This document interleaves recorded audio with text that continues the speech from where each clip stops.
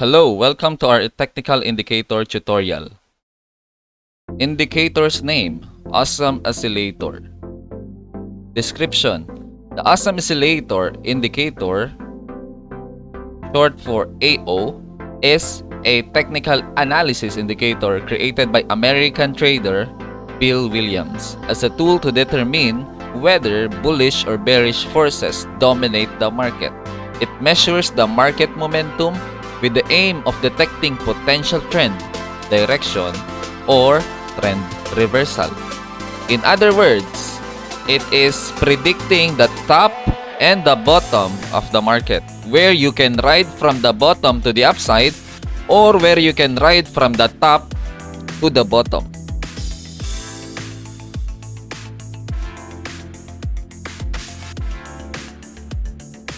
How to use Awesome Oscillator.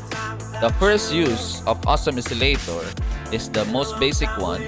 Whenever you see Awesome Oscillator crossing to the upside, the positive volume is above, the negative volume is below. So whenever it crosses the above, it's a positive, that's a buy signal. Whenever it crosses below, that's negative, that's a sell signal. Another crosses above, that's a buy signal. Another crosses below, that's a sell signal. And the list goes on. Example of how to use the most basic usage of Awesome Oscillator. If it crosses above, it's a buy signal. And you can sell at the top. Right here. If it crosses below, it's a sell signal.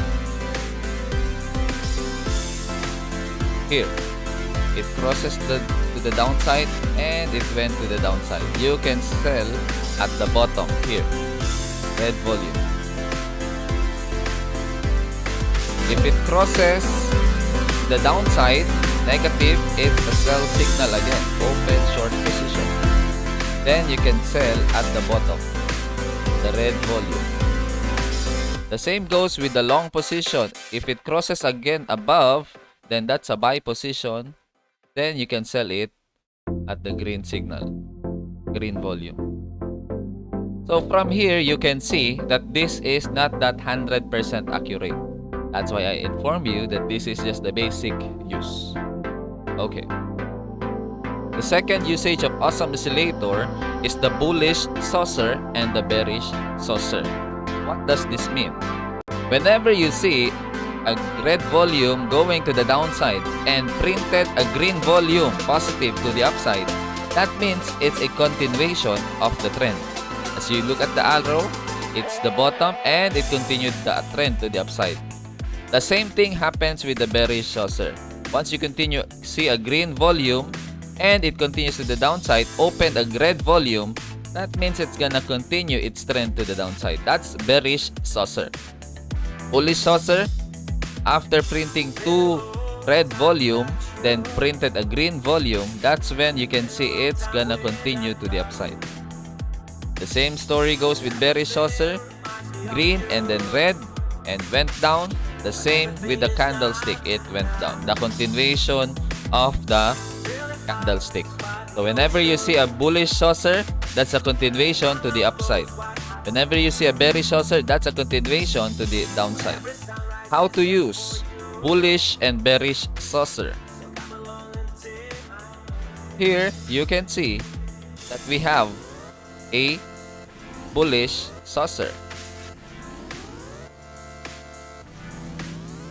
So this is a continuation of the trend to the upside. And you can sell your position here to the upside. So from opening here, then selling here.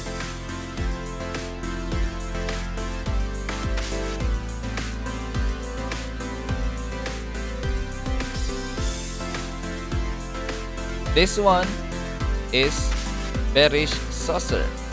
You can see that it continued the trend to the downside and you can sell it here to the last volume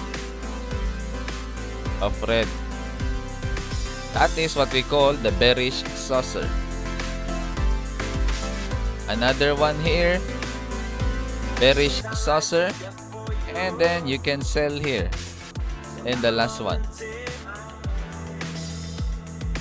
last red volume. Okay, so the same thing with this one. You can see that it's not that accurate, but it helps you figure out what's gonna happen next to the market, if it's going to continue to the upside or it's going to continue to the downside. At least you are ahead of the candlestick where it is going. With just one volume, you know already where it is going. Now, the most important part of Awesome Oscillator is the Twin Peaks bearish and the Twin Peaks bullish. As you can see, here, the candle is printing higher high. But the Twin Peaks bearish Awesome Oscillator is printing lower high, which means the bulls doesn't have much volume to kick the candle more, to pump the candle more to the upside. It's now a change of trend. It is lower high, and that means this is already the top, and it can continue to the downside. The same story with Twin Peaks bullish. Even though this is lower low, our Twin Peaks bullish in Awesome Oscillator is telling us higher low, which means there is not much volume for the bears. The bears got tired of dumping, and so this is already the bottom, and you can open long position here, and it will continue to go to the upside. That is Awesome Oscillator, Twin Peaks bearish and Twin Peaks bullish. Now, how to use Awesome Oscillator, Twin Peaks bearish and Twin Peaks bullish. From here, you can see that this is Twin Peaks bullish. This one has printed higher low. But as you can see in our candlestick, this is printing lower low. So with this one in mind, you can figure it out that this is already the bottom of the Awesome Oscillator. Based on the Awesome Oscillator, we are already in the bottom, and we can open a long position here to the upside. And you can make as much as 14% plus your leverage, then you make it even more. That's the good thing with our Awesome Oscillator. Bullish Twin Peaks. Let's find some bullish Twin Peaks. This one here.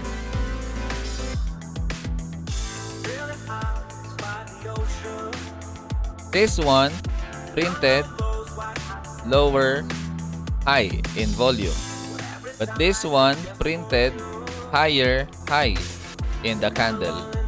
So which means this is already the top. I am using 4-hour time frame to see it clearer. You can use it in smaller time frame, but you can use it in much bigger time frame, like 1 hour and 4-hour time frame. So here you can see that even though it's higher high, our volume is telling us lower high, meaning this is already the top, and you can open long position here, and from here you can profit up to the bottom, which is 9.48%. Plus your leverage, you can make even more. That's how you use the Awesome Oscillator. If you like what we are doing, follow our YouTube channel and join our Telegram community for signals, and subscribe to get updated. All the best. Cheers. Let's make some money.